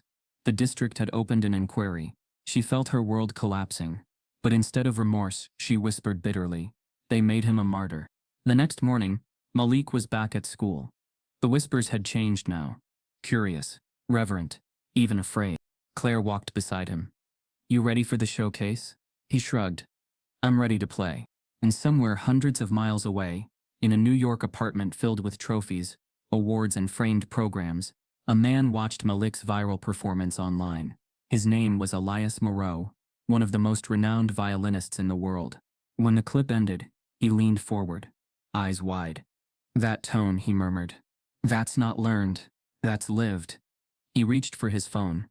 Elias Moreau dialed the number on Malik's interview contact sheet. And with that call, everything in Malik's world was about to change. The phone rang in the Turner household late at night, long after Malik had gone to bed. His mother's tired hands fumbled for it. The screen read NYC, unknown number. She answered cautiously. "Miss Turner?" A cool but warm voice said. "This is Elias Moreau." Malik's mother froze, then called out up the stairs. "Malik, get down here." He stumbled into the living room, hair uncombed, eyes bleary. She handed him the phone. On the screen, a tall, elegant face, dark skin, silver hair, refined posture. He spoke with quiet authority. "Malik Turner, your performance moved me. I'd like to offer to mentor you personally." Malik's breath caught. He stayed still. Elias continued. "I have a studio in New York. I want you to come. Learn with me for as long as you'll have me." Silence stretched. Malik's mind screamed all the what-ifs. Flight, travel, beyond his neighborhood. But something deeper, an invitation, not pity, resonated. "Yes," he managed, voice small but steady. The world responded almost instantly. By morning, news outlets had picked up the story. Young black violin prodigy mentored by legendary musician. Social media lit up. Some praised the opportunity. Others criticized it as a PR stunt. Another token project. They only want to seem progressive. A few accused Malik of playing the race card. Even in the halls of Fairview Middle, the whispers returned. But now they carried both admiration and venom. Claire came to him after class. "They're talking," she said quietly. "They say Moreau's doing it because this is a media moment." Malik nodded, voice thick. "I don't know. Doesn't matter. I'll take the chance." That night, Malik's mother helped him pack. A single suitcase, clean clothes, the violin and its broken bow, plus the new one delivered anonymously. The note "Keep playing" tucked beneath the padding. They drove to the airport in silence. The cityscape receding behind them, loyalty to their past, fear of the unknown, all wrapped in that single case. On the plane, Malik stared out the window. The world fell away below him. For the first time, he felt both infinitely small and unbreakably important. In New York, Elias met him at the airport in person. Tall, poised, yet approachable. He greeted Malik and his mother with gentleness. "You have a rare gift, Malik. But it's raw. I didn't bring you here to polish. You'll polish yourself. I'm here to help you see what you already are." Malik's mother squeezed his shoulder. "Thank you for doing this." Elias nodded. "We begin tomorrow." The apartment Elias provided was modest. Close to the studio district, loft windows, sunlight over brick walls, the faint hum of traffic below. Malik set up in a small bedroom. He laid his violin case carefully on the bed, the velvet bow glinting in morning light. The next day, he entered the rehearsal hall with Elias. The room smelled of wood, rosin and air-conditioned quiet. Portraits of musicians lined the walls. A Steinway sat off to one side. Music stands, chairs, mics, elevated ceilings, the kind of space Malik had only seen in pictures. Elias smiled. "All yours." He handed Malik sheet music, classical sonatas, modern compositions, and a blank page. "We'll mix tradition with your voice." Malik nodded, heart pounding. He tuned, adjusted posture, took a breath. Elias watched. Then Malik played. The notes weren't perfect. The bow scraped in places. He faltered on transitions. Elias winced. Just a flicker, barely visible, but the melody held something. Truth, depth, potential. Afterward, Elias spoke softly. Good. But you hesitated. You pulled back. You played safe. Malik's throat tightened. I was afraid. Elias nodded. Of failing? Of judgment? I won't let you fail alone. Malik swallowed. Thank you. Over the next days, the mentorship grew intense. Morning lessons, afternoons of technique, evening sessions on composition. Malik felt stretched. Every weakness exposed. But also every strength sharpened. Still, the critics stayed loud. A music blogger wrote, "Is Moreau using Malik to appear progressive?" Another, "Talented kid, but is the attention sincere?" Malik read some of them. The words stung like small cuts. But Elias insisted he respond only with playing. "Let your performance answer the noise," he told him. One evening, Malik and Elias had a longer session. Elias asked him to improvise for 10 minutes. No sheet music, no structure, just voice and instrument. Malik closed his eyes and let memory guide him. He played brothers' motifs, then new passages, quiet, urgent, questioning. Elias put his hand on his shoulder when Malik finished. "That," he said, voice catching, "is yours." Malik nodded, tears burning. They worked late. The city outside hummed. The studio lights dimmed. Exhaustion and exhilaration blurred. At midnight, Malik did something he never allowed himself. He looked up Elias's biography, more deeply. The awards, the world tours, the critics he'd silenced. He realized Elias had walked paths he now walked. Racial bias, expectation, tokenism. Malik wasn't in this alone. The next morning, they rehearsed for the state showcase performance, which Elias had arranged Malik to open. Malik would be on stage not just as student, but as part of Moreau's ensemble. But on the day of their first joint rehearsal, something unexpected happened. They walked into the performance hall in broad daylight. Empty seats, lights high, acoustics echoing. Malik's heart hammered. Elias raised his hand. "Begin." Malik started with scales, warming up, then moved into the opening motif of Brother, weaving into Moreau's arrangement. For the first few bars, it flowed steady, confident. Then, mid-phrase, Malik's bow caught a fret, not a fret, a flaw in the string. The note shattered, sharp, off, jarringly discordant. Malik froze. His bow hung in midair. The room grew still. Elias lowered his instrument. His face shifted, surprise, concern, something deeper. The rehearsal silence stretched. Malik felt his chest tighten. He couldn't move. Elias waited. Nothing moved. The flicker of doubt crossed Malik's eyes. In that suspended moment, Elias spoke a single name, and Malik realized this mentor carried secrets tied to his own past. Malik stood frozen, the auditorium swallowing him whole. The note still echoed in his ears, wrong, sharp, gutting, the kind of note that makes an audience flinch. But there was no audience, only Elias, only empty velvet seats stretching back into silence. His bow hovered midair, fingers locked, breath held in his chest like a secret he couldn't release. Elias had stepped closer after the botched passage, his tone gentle but unmistakably firm. Again, Malik didn't move. "Malik," Elias said, quieter now. "What are you hearing?" Malik finally lowered his arm. "Nothing." Elias arched an eyebrow. "Exactly. That's what fear does. It shuts off your ears first, then your fingers, then your truth." Malik looked away. "I didn't mean to mess up. I heard someone say." He cut himself off. Elias nodded once. "What did they say?" "Backstage before we started," Malik said, the words stiff. "A reporter. I didn't see his badge. He asked if I actually read music, or if I just memorized everything by ear like most of them." Elias blinked slowly. "Most of who?" Malik didn't answer. The insult had landed quietly, venom wrapped in casual curiosity. A microcut. But under pressure, even microcuts bleed. "And now you're carrying his voice into your music," Elias said. Malik's face twisted. "I thought I was past all that." "There is no past," Elias replied. "There's just choice. Who gets to sit inside your head when you play yourself or your critics?" The lights above them dimmed slightly.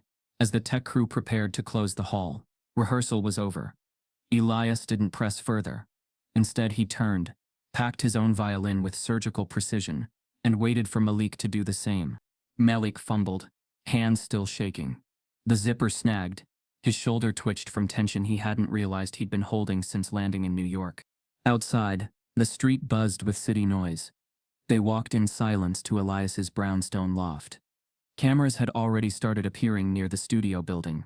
Every time Malik stepped outside now, he saw at least 2 lenses tracking him, hungry for the next viral clip. But that night after dinner, Elias didn't debrief the rehearsal.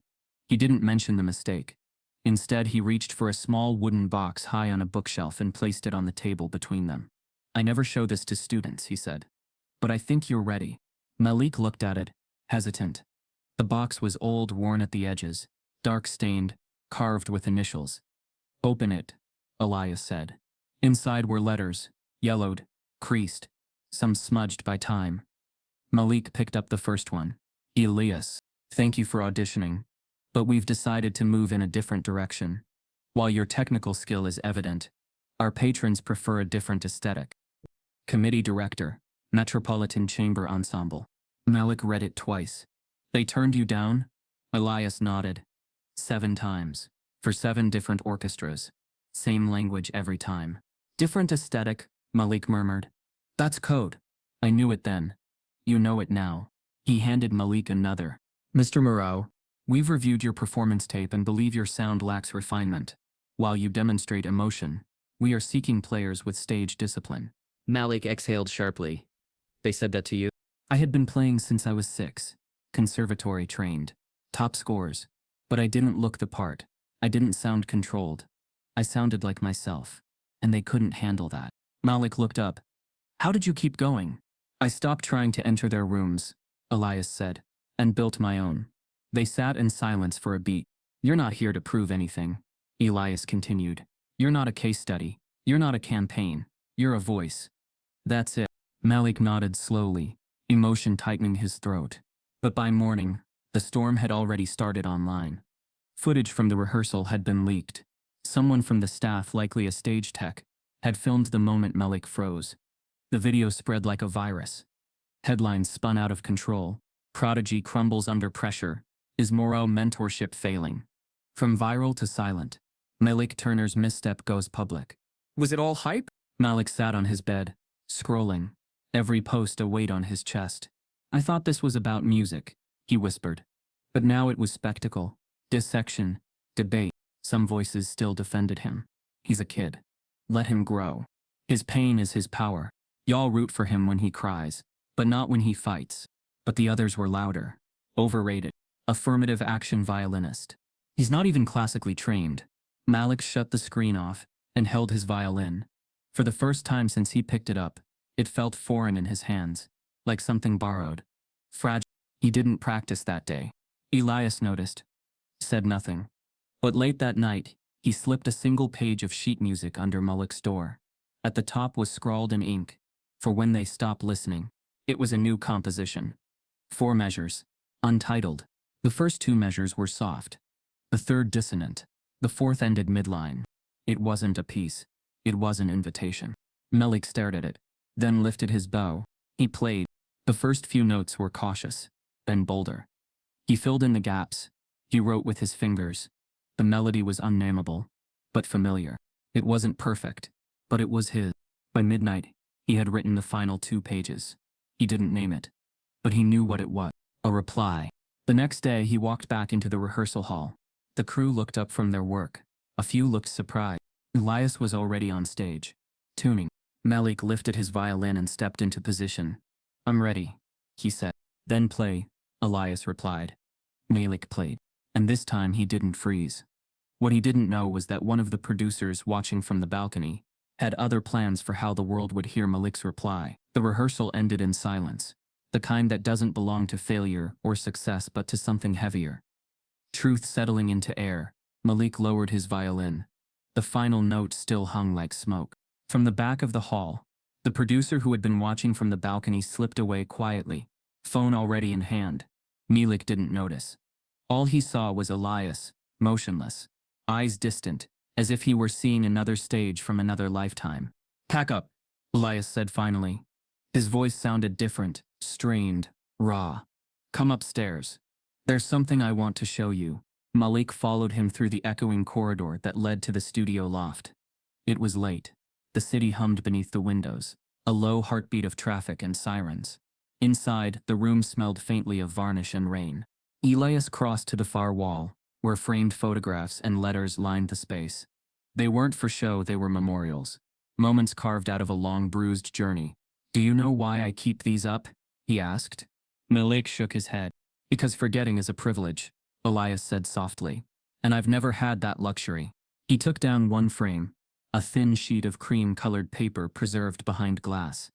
At first glance it looked ordinary.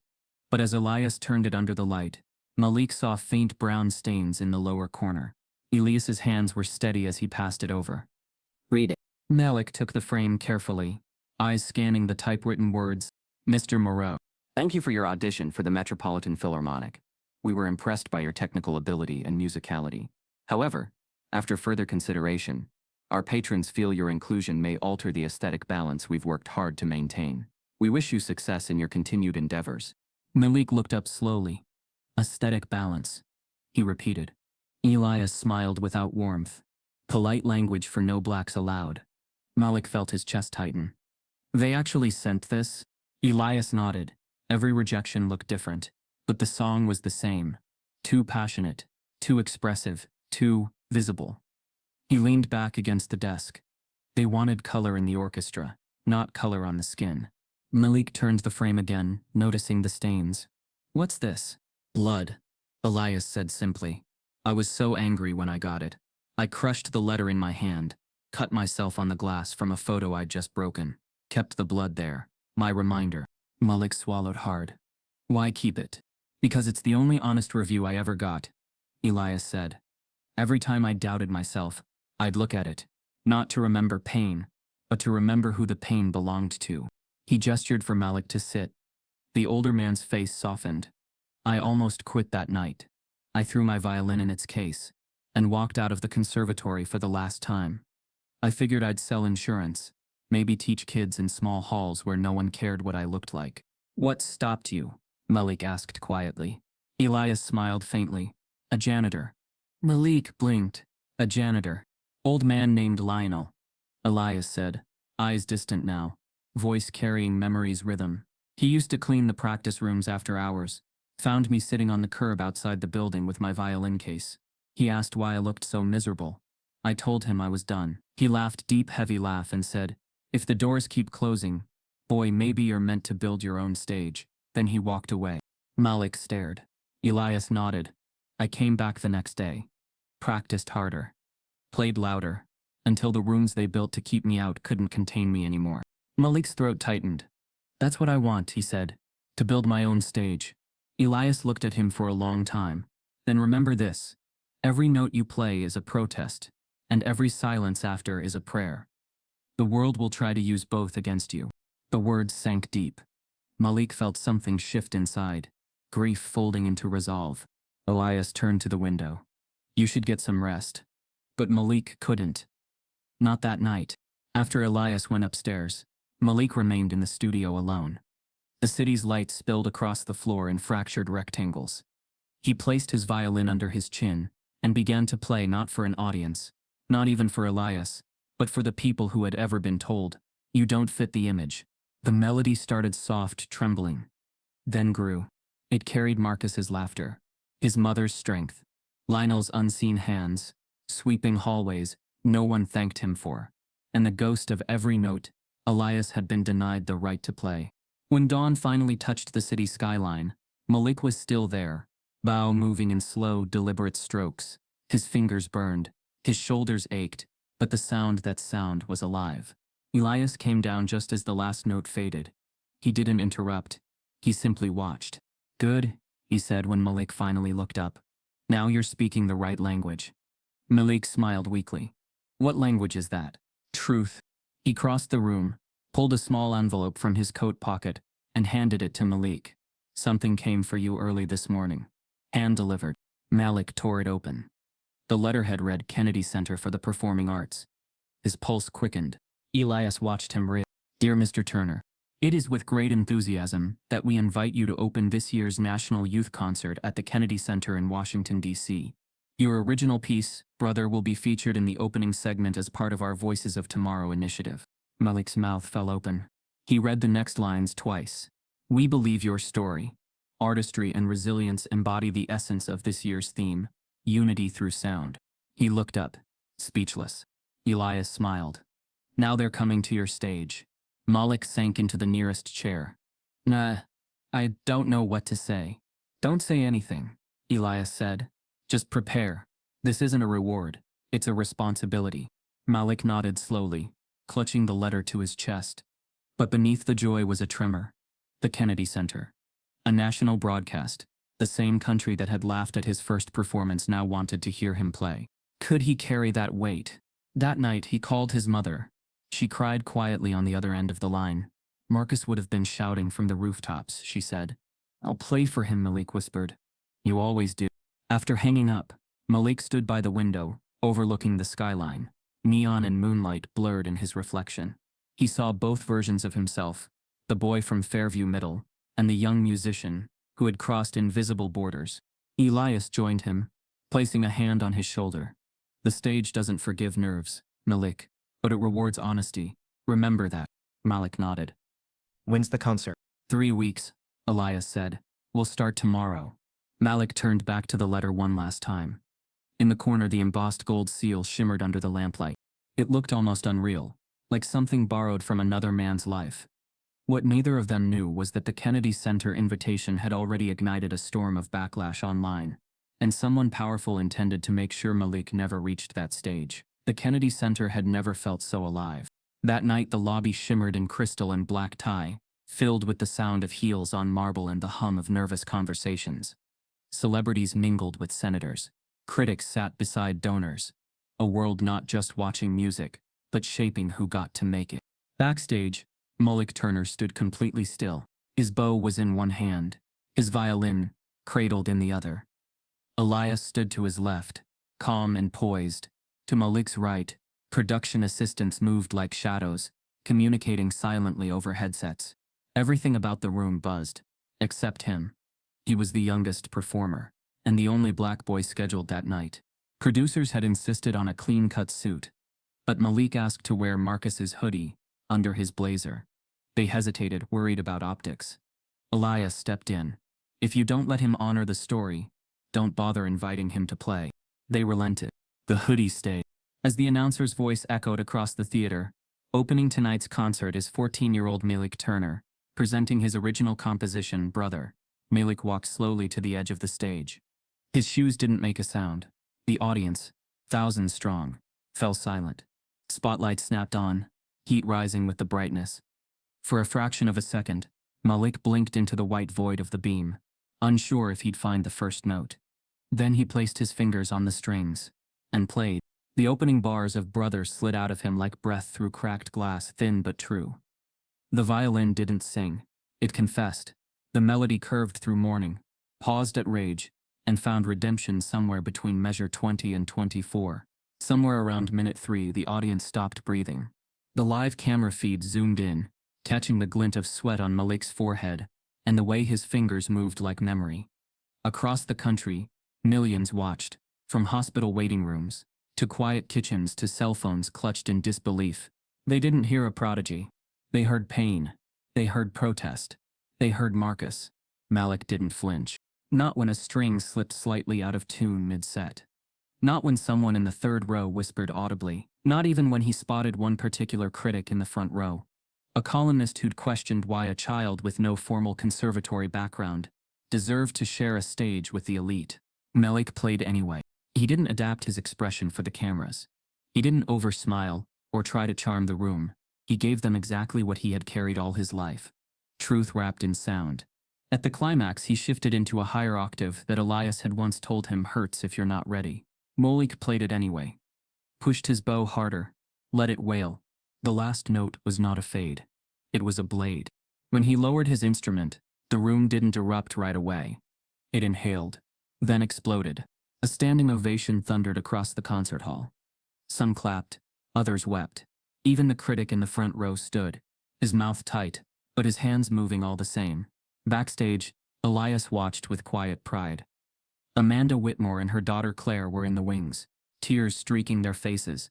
Malik's mother stood near the curtain's edge, hands clasped tightly in front of her chest, mouthing something silently. Marcus sees you. Marcus hears you. After the final bow, Malik was whisked through a blur of cameras, lights, interviews. Everyone wanted a soundbite. How does it feel? What comes next? Was this a political performance? Do you think this will change who gets to be seen in classical music? Malik's answers were short, thoughtful, measured. But one response echoed loudest. A reporter asked, "What would you say to kids who think the world isn't built for them?" Malik looked directly into the lens. Then build the world anyway. By the time they returned to the hotel, the internet had already crowned him the violinist who made America listen.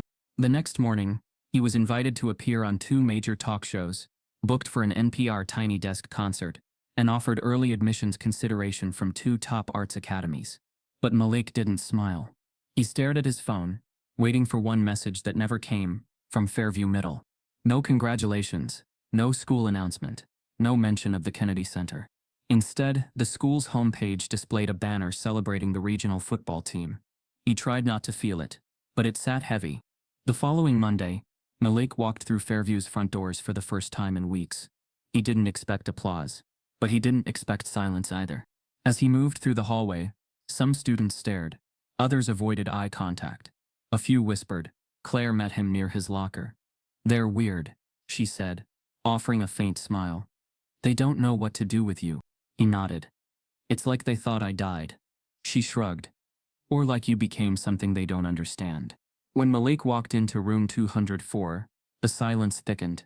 Mrs. Pennington was there. She didn't look up, just kept adjusting sheet music on her desk. He found his old seat, still in the back. Still ignored. Claire joined him. When class started, Mrs. Pennington finally addressed the room. "Today we'll begin reviewing our spring concert prep. Everyone check the music folders passed around. Seating remains the same, unless otherwise directed." Malik raised a hand. "Yes, Mr. Turner," she said, tone flat. "I wasn't assigned a seat." She paused. "Oh, I thought you were occupied with other projects." "I'm here," he said. She tapped her pen against her clipboard. "Well, we already finalized the quartet arrangements. Perhaps you'd prefer to be a guest performer for the finale." A few students smirked. Malik nodded slowly. "Sure." Pennington turned away, moving on. Claire leaned toward him. "You don't have to be here." Malik glanced around the room. "No. But they do." For the rest of class, he didn't play. He just listened, watched the rhythms of how students who once dismissed him now whispered about him when they thought he wasn't looking. After class, Pennington called out, "Mr. Turner? A moment." He waited as the others left. She adjusted her glasses. "Congratulations on the Kennedy Center." "Thank you. I assume you'll be pursuing more professional avenues now." "I'll still play here," he said. "This is where I started." Pennington tilted her head. "Well, let's hope the attention hasn't gone to your head. Fame is fleeting. Education lasts." He smiled faintly. "So does injustice." She stiffened. He left the room without another word. That afternoon he sat outside under the flagpole, violin resting on his knees. Claire joined him, sketchbook in hand. "Are you okay?" she asked. "I don't think they wanted me to come back," he said. "Then why did you?" "Because I'm not a story for their benefit," he said. "I'm a person, and they don't get to erase me now that the world's paying attention." Claire nodded slowly. "So, what happens now?" He looked at the sky, pale and clear. "We build something new." But deep inside the school district's email servers, a complaint was quietly being drafted, one that could strip Malik of every opportunity he'd just earned. Malik's name was on every major arts blog. Teen magazines ran interviews. His face hovered in sidebars next to headlines like "From Laughter to Ovation," and "A New Face in Classical Music." He had become a symbol inspiration, yes, but also a target. Returning to Fairview Middle felt different. The lockers looked the same. The fluorescent lights still flickered, but the air held something heavier. Expectation, skepticism, resentment. Students jostled by him without greeting.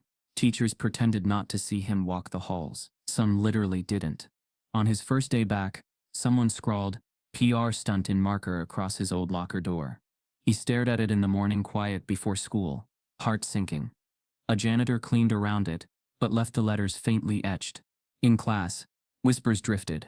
In music room, when Pennington passed by his seat, she didn't hesitate, didn't offer correction, didn't initiate a glance. She simply kept her place, as though he were already elsewhere. A kid called out, "Hey, turn off the lights, we can't see your star." It earned laughter. Malik stayed seated, violin untouched. By midweek, rumors had settled. He's acting bigger than the school. All that Kennedy Center business got to his head. One teacher in front of the faculty lounge muttered, "He's outgrown this system," but within hearing range. By the end of the day, coworkers shook their heads behind him. The worst came in locker theft. During advisory period, when students parted, Malik felt a light tug at his backpack. He turned to find the violin gone. He froze. He asked classmates frantically, "Did you see someone take?" But eyes averted. No one would admit. He ran to the teacher's desk, pleaded with the assistant. The principal was summoned. Malik followed to the office, heart pounding. The principal's posture was professional, palms flat on the desk. "Mr. Turner, these things happen. Perhaps it was misplaced or moved during cleaning." "Misplaced?" Malik said. "A violin? A prized instrument? In my locked locker?" "It might have been removed accidentally during maintenance," the principal suggested. "We'll investigate. But youth make errors." A staff member was sent to search, but after days, nothing turned up. Malik's heart dropped lower each time someone shrugged or murmured that he should have been more careful. He stopped leaving the violin in the hallway. He refused to trust his own locker. He carried it at all times, eyes shifting, shoulders tense. Meanwhile, in class, Pennington, assigned parts, trios, quartets. Malik wasn't included. He asked politely, but with urgency, "I can still join, right?" Her answer was a wave and a disparaging remark. "We already finalized groupings. There'll be time at the end for a solo performance, if room allows." At lunch, students clustered. Some passed around screenshots of his televised performance. Some sat in small circles murmuring. A girl muttered, "He's using them for clout." Another whispered, "Money behind all that now." Despite that, Claire sat with him at the table. She drew musical notes on napkins, humming ideas. She whispered, "Ignore them. They're scared." He nodded, eyes guarded. One afternoon, as Malik walked through the East Wing, the boy who'd taunted him on day one, Devin, stepped into his path. Devin was tall, athletic. He had called him Violin Boy the first day, mocked his posture, laughed at his choices. Devin squared up. Malik braced. But Devin didn't raise a fist.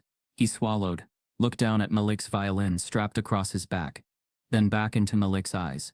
"Hey," Devin said quietly. I heard you play. That last concert, it was something else. Could you teach me to play just a little?" Malik's chest constricted. His instinct was disbelief. "You?" he said, voice low. Devin nodded. Flush. "Yeah. I messed up before, okay?" I laughed. "I was stupid, but I want to try." The hallway was empty of laughter for that moment. Devin's words hung between them. Careful, uncertain. Malik nodded slowly. "All right. After school. Room 2. Devin's face softened. "Thanks." Word spread quickly. Some students sneered at the pairing. Others stared. Some looked hopeful. Maybe there was a place for change. That night, Malik laid awake in bed, staring at the ceiling lines. He thought of Marcus's voice, telling him to rise. He thought of the violin missing from his locker, the silence in class, the unfair rumors. And now Devin, the boy who had once mocked him, wanted to learn. It stunned him, perhaps more than any headline. It said the world could twist. People could change. Some might try. He closed his eyes knowing that tomorrow would bring new tension, new disbelief, but also possibility. Because when Malik showed up in room 24 after school, ready to teach, he found something on the board he never expected. His name in bold, next to the word solo. The late afternoon sunlight filtered through the tall windows of room 24, casting long, warm bands across worn linoleum and music stands. Malik lifted his violin case off the floor, set it carefully in the corner, and turned back to where three boys stood awkwardly, each clutching borrowed bows and cracked instruments. They were the same boys who had once sneered at him. tossed comments, rolled their eyes at his posture, whispered beneath him when they thought he wasn't listening. Now they looked at him like they were seeing him for the first time. A teacher, an authority, a musician. First, Malik said, his voice steady, you hold your bow like this. He demonstrated the delicate grip, fingers curved, wrist relaxed. He instructed one boy to move his thumb slightly, to ease tension. He showed another how to place fingers on the fingerboard, to find the right pressure. The third boy's string slipped. Malik fixed the bridge, retuning, explaining how small adjustments changed the tone. Meanwhile, a girl, Becca, stood near the door holding her violin in uncertainty. She had never spoken to Malik before. He motioned her forward. She eased the instrument under her chin. Malik guided her fingers, adjusted posture, nudged the bow arm gently. When she drew her first notes, soft, tentative, the room breathed. They practiced basic scales. G, D, A, E.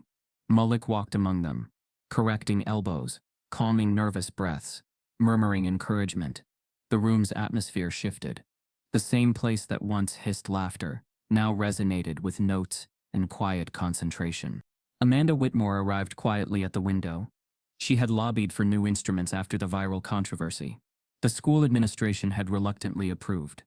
She watched 4 new violins, sleek, mid-tier quality, lined up against the wall, with bows polished and ready. Amanda's eyes glinted with tears.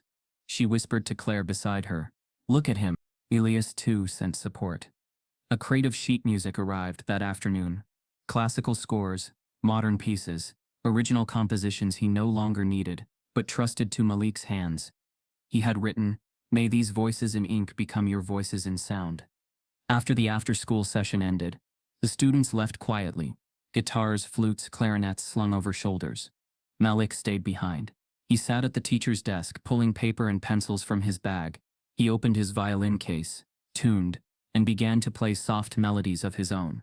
He sketched themes, small motifs flowing on the page, melancholy lines, bursts of hope, musical grammar rising from trials and triumphs. Some bars echoed brother, others diverged. New stories, new direction. He composed in silence, the studio lights overhead humming. A knock came at the door. Claire stepped in, holding her flute. "Thought I'd find you here." Malik looked up and smiled. "Tired but warm. Want to help?" She nodded. He handed her one of the new violins. "Try this theme I'm drafting." Claire played carefully. Malik guided her lines. Occasionally he stopped, pointed to a bar, suggested a slight alteration. Her fingers caught new harmonies. They played together, her flute, his violin, layered. The melody grew, petals unfolding. Outside, in the hallway, students paused at the window. Some peered in, curious. Others shook their heads, whispering. But the music drew them closer. The same room once locked him out. Now its doors stood open. Later, Malik walked to the main office. He requested a school-wide assembly. He told the principal, "I'd like to present some of the students' pieces." The principal's eyebrows rose. "We have a concert schedule," he said cautiously. "We'll see what we can do." But the word spread. That evening, the auditorium was packed. Students, teachers, parents, even community members from outside the district came. Amanda and Claire sat near the front. Elias called in support, sending a video message projected on the screen. "Teach them your truth. Sing your story. Sing your story." Malik stepped to center stage, heart racing. He introduced the first student, a boy named Jordan. Jordan played his small solo, bow trembling. Applause followed. Then Claire. Then Becca. Finally, Malik. He introduced a new piece, one of the motifs he had drafted that afternoon. The lights dimmed. The audience leaned forward. Malik began to play. His sheet music reflected struggle, resilience, redemptive arcs. The notes spoke of loss and of belonging. The crowd listened. Some eyes sparkled. Some were wet. Others were incredulous. But no one laughed. After the final chord, silence held, weighty. Then applause broke through, rising, full and real. Malik bowed. The stage glowed with possibility. When he returned to the empty classroom after, he packed up slowly. Claire gave him a thumbs up. He looked around at the posters he had once painted. Music hashtags, practice schedules, motivational quotes. Now they felt anchored.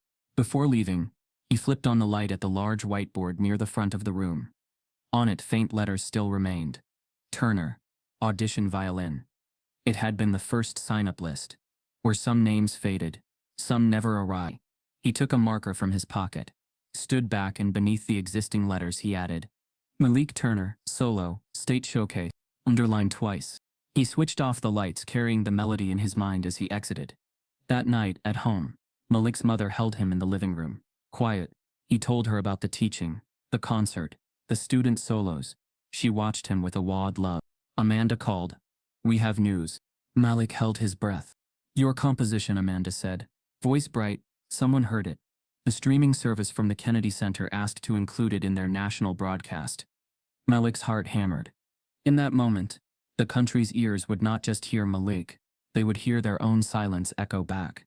One of his original songs was set to debut on national television, and when the producer called to finalize the segment, the only request was, "Make sure we see that hoodie." From the moment Malik's composition was accepted into the Kennedy Center broadcast, everything shifted.